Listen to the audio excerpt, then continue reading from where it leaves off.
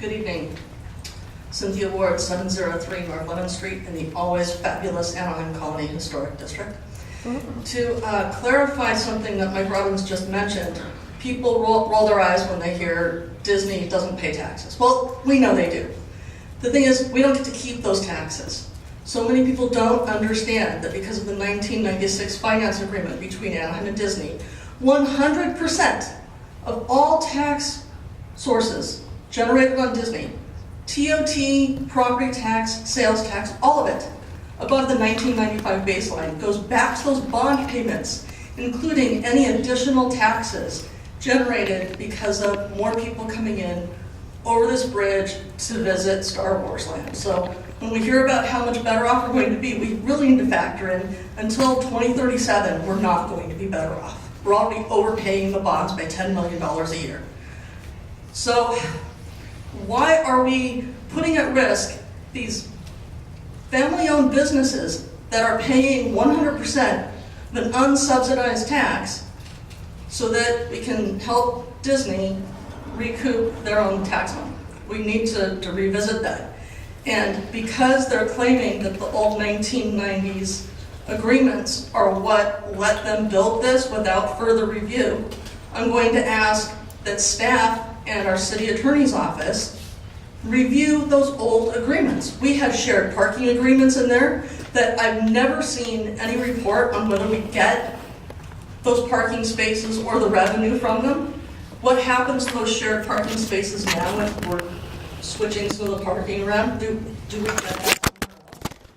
We need to review that document for prior compliance and know that moving forward, we're going to get the benefits that we were promised.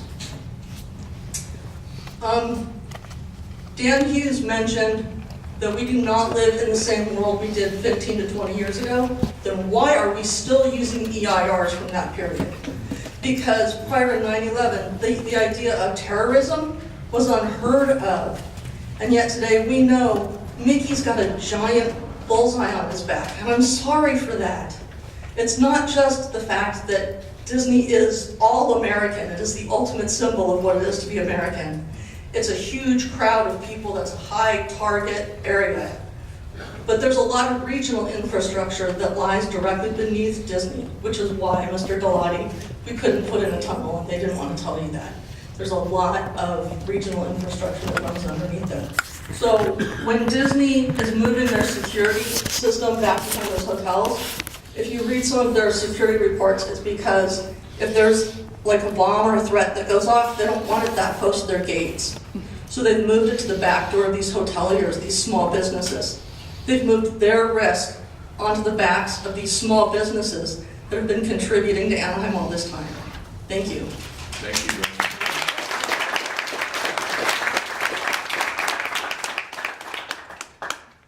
Gary Weisberg. Thank you, and good evening. Gary Weisberg, 5120 Bid in Aldo, Yorba Linda, California. I'm an attorney. I represent a gentleman by the name of James P. Edmondson, who has owned and operated the Howard Johnson Hotel at 1380 South Harbor Boulevard since it opened in, I believe it was 1964. Just a few months ago, he opened the beautiful new Courtyard Anaheim Theme Park Entrance Hotel, which is located at 1420 South Harbor Boulevard. And he is the owner of the property and the building, which is currently improved with the Meeting's Cafe. Mr. Edmondson, on his behalf, I'm here with the comments that we've heard from so many people tonight. How do we guarantee that the mid-block crosswalk at Harbor Boulevard, and more importantly, the security screening area at the East Gate remains open without some kind of use requirement or guarantee that Disney maintain that security screening area by moving all of the security area to the, as it was just said, back door of the hotels.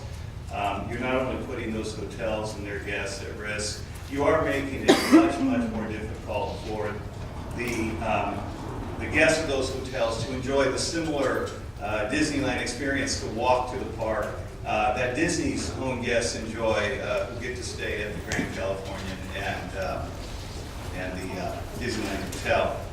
In general, we don't dispute, we don't necessarily have an issue with the pedestrian bridge. We don't have an issue with some minor concerns, and those were addressed in a letter from the general manager of the courtyard to the planning, I think the head planner here, about the transportation area. Although it's interesting, that transportation center, which is now on the west side of Harbor, I don't know how many acres it involves. It's a pretty big area. You're moving all of that facility to the east side of Harbor.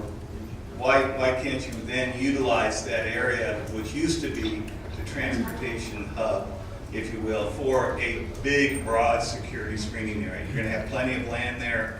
It seems that is something that should be studied.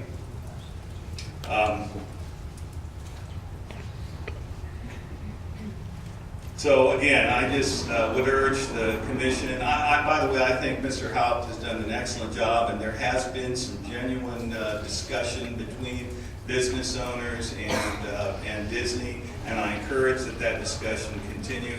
I think staff has done an excellent job. It's just that we really have to think, I think what's really creating the problem is putting the secured screening area on the east side of Harbor, and if there's a way to move that back over to the west, I think a lot of these problems would be solved.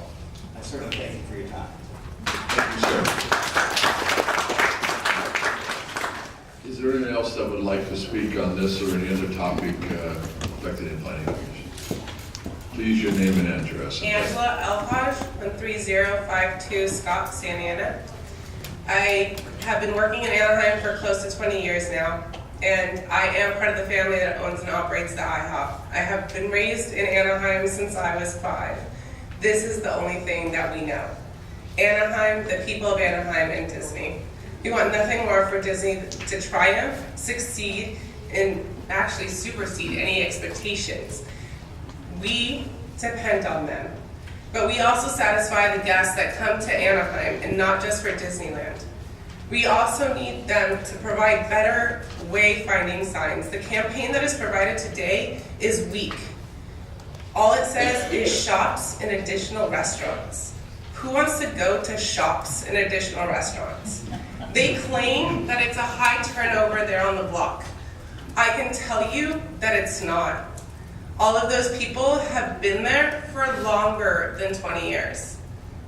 The turnover is non-existent. You can easily put a McDonald's sign with an arrow, an IHOP with an arrow, Mimi's.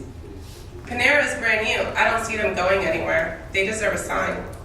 IHOP most definitely deserves a sign. The pizza press deserves a sign. They are being impacted by this just as well.